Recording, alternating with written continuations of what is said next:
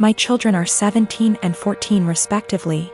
And I'm hoping the fact that they're teenagers is the reason for their incredibly shitty behavior. My husband, before he met me, had a wife and a newborn baby that passed away in Canada due to hazardous road conditions that resulted in a 4-car smash-up. No one was at fault, it was a horrific disaster. And my husband was devastated as a result and fell into alcoholism to cope. I had my own trauma from the past, and similarly turned to alcoholism to cope. It was at an AA meeting where we met, 20 years ago almost to the day now. And we slowly started to heal together here in the US. I have always been incredibly respectful of my husband's last wife and child. I like to joke that I'm keeping her seat warm until my husband enters heaven. I've had too much loss and hurt in my life to feel jealousy like this. And I am so damaged that I just feel lucky that I got to actually feel love in this world, and that my husband could open his beautiful heart to me. We had 2 children, 2 sons. We'd never told them about my husband's wife or baby, because it's a part of my husband's life that he keeps under lock and key. He has never healed from his grief, and therapy etc. has helped him only to a degree. My mother-in-law told the kids this Sunday gone, as she decided it was time for them to know. She didn't consult us before telling them, and certainly didn't do it in our presence. Since then my sons have been making the most disgusting dead baby jokes. They've been prodding their dad asking why we'd never told them. And instead of approaching the topic with respect, they're acting like we've kept a secret affair family from them or something. My 14Y//0 went on to say to me in private, thank goodness, not in front of his father, that he was glad my husband's previous family was dead. I broke and yelled at him, and told him it was the most disgusting thing I'd ever heard him say. I asked where his anger was coming from, and he burst forth that we were shitty parents for keeping secrets. He told me that it made so much sense why we were abnormal, why we don't drink, why we are so boring and quiet, why my husband is panicky around roads, etc. The 2 are pretty heartbroken, and I feel like we have just destroyed a part of our children's lives as a result of us staying quiet. I am hurting, my husband is grieving all over again, and I don't know how to proceed. I have and will always reiterate to our kids that they are loved, but this behavior seems so overreactive for the news. For the past 5 years, I volunteered for a mental health hotline. I'm deeply passionate about the hotline's work, and I've devoted huge amounts of time and energy to answering calls, training new volunteers, and fundraising. I've become close friends with many of the people I volunteer with, and I get a lot of joy out of helping people who don't have a lot of other support in their lives. I love this organization, I can't imagine my life without it. Today, the head of the organization sent out an email announcing that they've hired a new volunteer coordinator. The girl who relentlessly bullied me in high school and made my life a living hell. I was completely blindsided.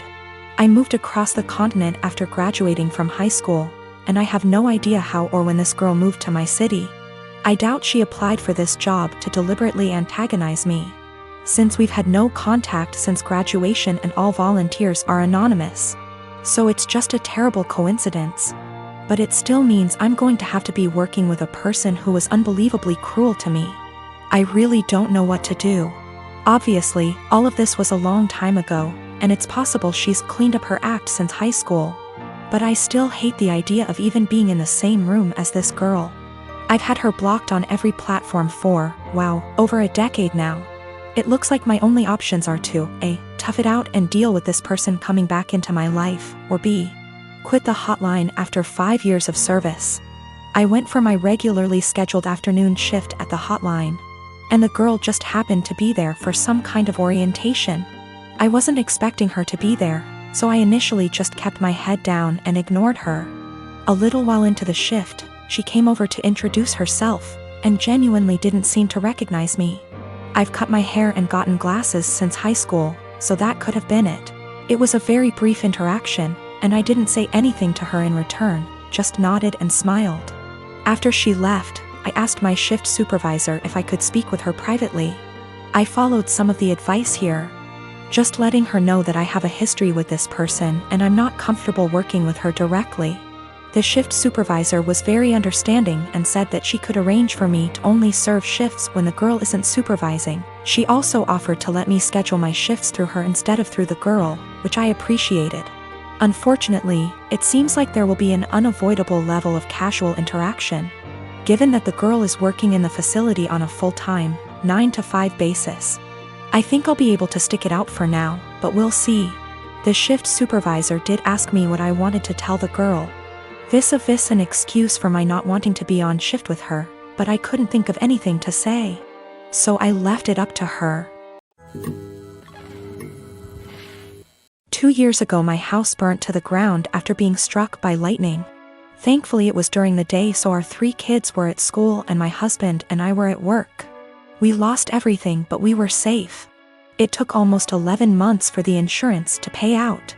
The insurance covered 1 month worth of hotel stays, but after that we were made to fend for ourselves, and the only option we had was to move in with my SIL. She tells us we can have her spare room and her office space. Since she used neither of the rooms, and her stipulations was we needed to purchase all of our own food and pay her $100 a week. By week 3 all of that changed. She then decides we need to pay her $250 a week and we can only use 1 room. So all 5 of us were crammed into the smallest room she had, which was the size of a glorified closet space and didn't even fit a twin bed and a small dresser. So we lived out of trash bags and slept on the floor for close to $1,000 a month some months, and still had to purchase all of our own food, despite her claiming my children on her food stamps. She also had no bills outside of her land tax, $450 a year, electric and heating oil, which she hardly ever filled. So we were essentially paying her so she could do leisure activities. It was the worst 8 months of my life. 3 months ago my grandmother decided that she wanted to go to assisted living after a fall and transferred the deed of her house to me, and basically said it was mine now. It is a 5-bedroom farmhouse. My boys insist on sharing a room, so we have 2 extra bedrooms. Well, my sister-in-law lost her house last month due to not paying her land tax for several years and asked if her and her stepdaughter could stay with us until they get enough money to move down south.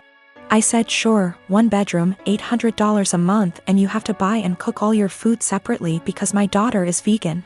She looked at me like I had 10 heads and said that she and her stepdaughter should not be made to share a room when there are 2 extra rooms, and stated she cannot afford a rent of $800 while purchasing all of her own food on top of it.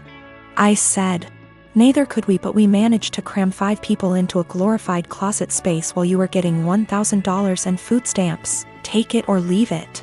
She decided to leave. My sister is severely autistic.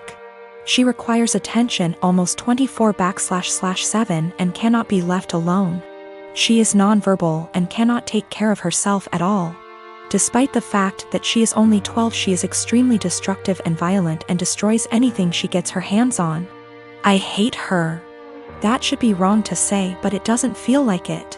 I was only 6 years old when she was born, and since then I've never solely had my parents' attention. Even since I can remember, the world has revolved around her. I was moved out of my room into the basement at 7 because she needed to be in the room next to my parents. All of my toys as a child were destroyed by her, and my parents simply ignored me when I complained. Even when I was 14 and she destroyed a Mac my school gave me, I was in the wrong. Along with this, I am expected to take care of her and drop everything I do for her. I can never make plans with friend because my parents expect me to be there if they need me to take care of her. Even when I do somehow get time to myself, I am required to leave if they need me. If I do not, then I am punished. The recent example of this is when I went to see the new Spider-Man movie and was grounded because I turned my phone off in the theater. It seems as if I am nothing more than a slave to them, and anything involving her simply overshadows me.